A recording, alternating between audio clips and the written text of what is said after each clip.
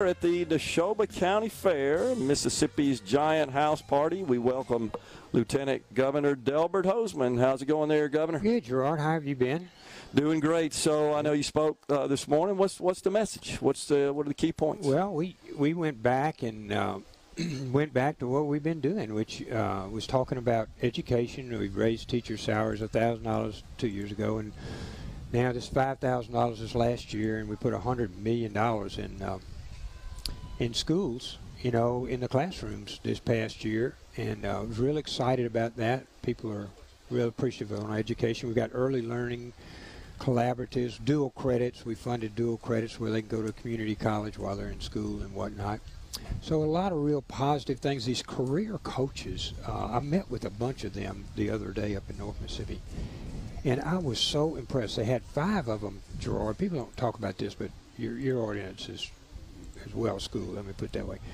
They know about this kind of thing. We have like 140, I think, now, like maybe 50, 60 different schools have these career coaches, and we've funded them up this year. And what they do, they go in and they sit with these children, these young men and women, and they go over what's your career path, you know, where are you going?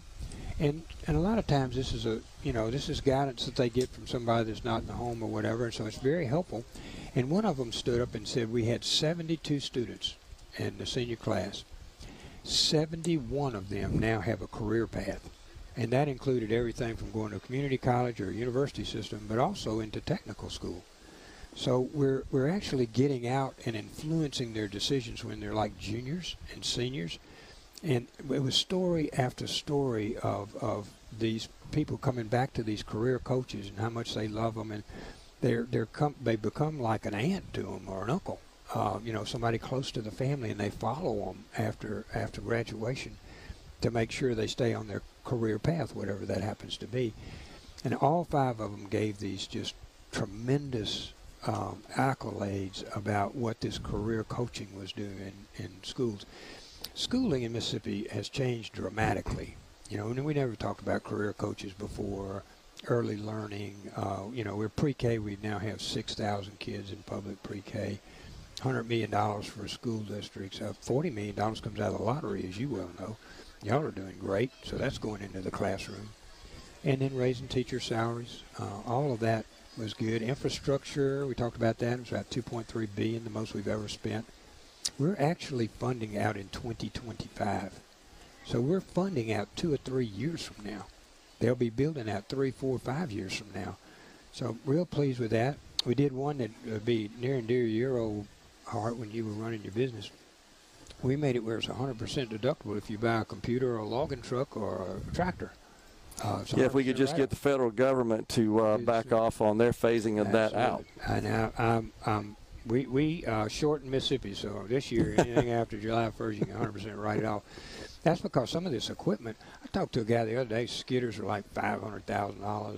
And one guy that's doing asphalt work in Mississippi, very good company, been around a long time, he's paying $1 million for that. You know, you see that machine that goes along and eats up the asphalt and throws it out the back into a truck.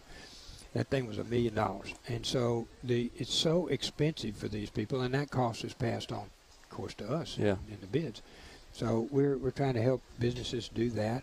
And so, you know, we talked about tax cuts and $500 million worth of tax cuts. So we just went down the whole laundry list. And the things that people don't hear and the ones that you appreciate, we paid off $500 million in debt. Now, that's never been done, Gerard. Like, we've never had a $525 million tax cut and a $500 million worth of debt paid off. So that saves us, well, you do the math, if it's 6%, that's $30 million. Especially with interest rates rising, and we're going to see another rate hike today, I'm pretty sure, here coming up in about an hour, and it looks like we might get another one later on in the year, and they might stay that way for a while because the price of oil is rising, and that's going to, I think, reignite inflation, though the president tells us we're in a post-inflationary environment. Well, we paid off 12% of Mississippi's debt. Right. So we're positioning ourselves, if the national economy has a bad one, we're going to have people building roads and doing the things, and we're going to pay down our debt. So income tax elimination, as you well know, Governor, was just a huge issue that was taken up by our legislature. We did pass, as you indicated, significant tax reform. Yep. I think it amounts to about $500 million a year once it's fully implemented. Yeah, 2 more as years. we're phasing out. We phased out in this first year the 4% bracket. Now we're trimming down the 5% bracket, ultimately down to 4. We'll have one bracket at 4. That's right. It's no secret that your opponent attributes the fact that we didn't get full elimination. They attributes that to you. Are you the holdup there, and how do you feel about that? Well, I don't know about being the holdup, but let me just tell you, I'm glad you said that. We are cutting 3/10, 4/10. We're doing away with brackets. We're cutting 3 or 4/10 a year. We're actually ahead of schedule, what was proposed back when by the House, which included, Gerard, a 2.5% sales tax increase. So we're on track faster for the elimination and without raising anybody's taxes. That's number one.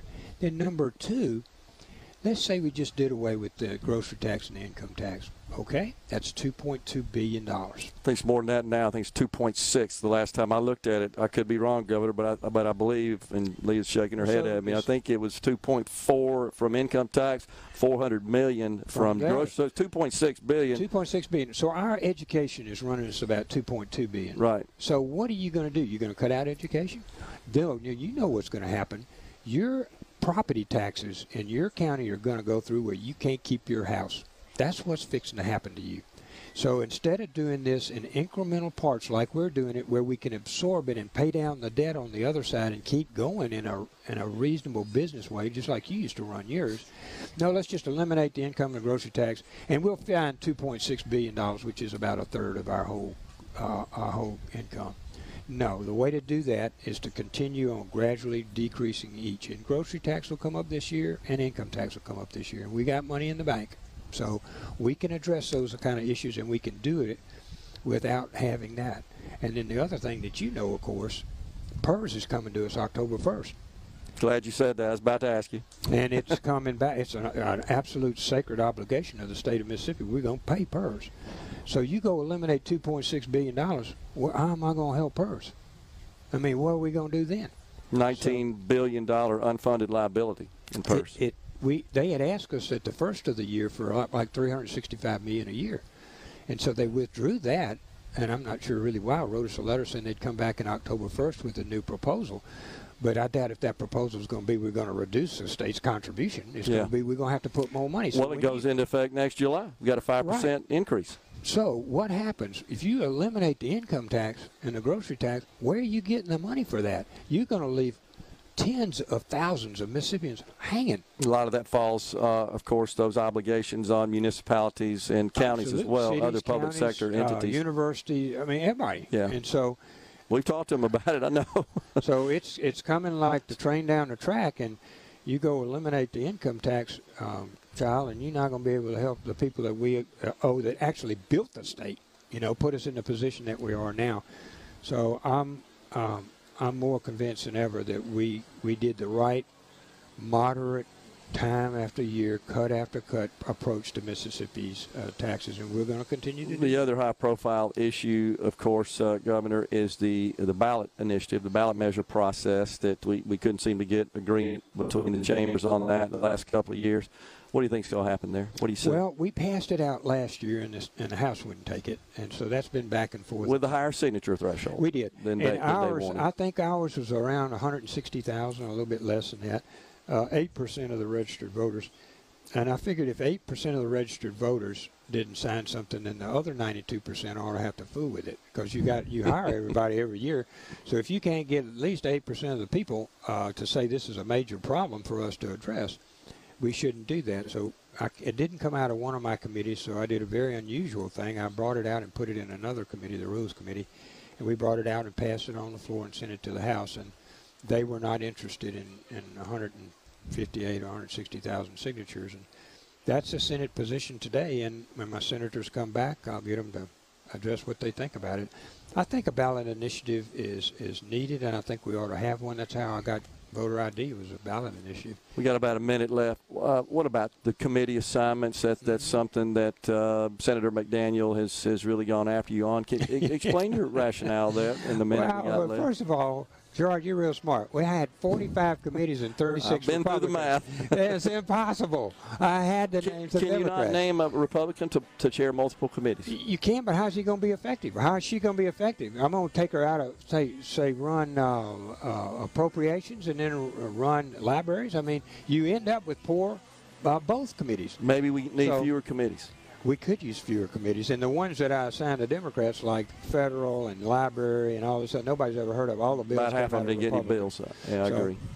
All right. All right. Appreciate it. Thank you for coming on. Thank you. Lieutenant Governor Delbert Hosemann has been our guest.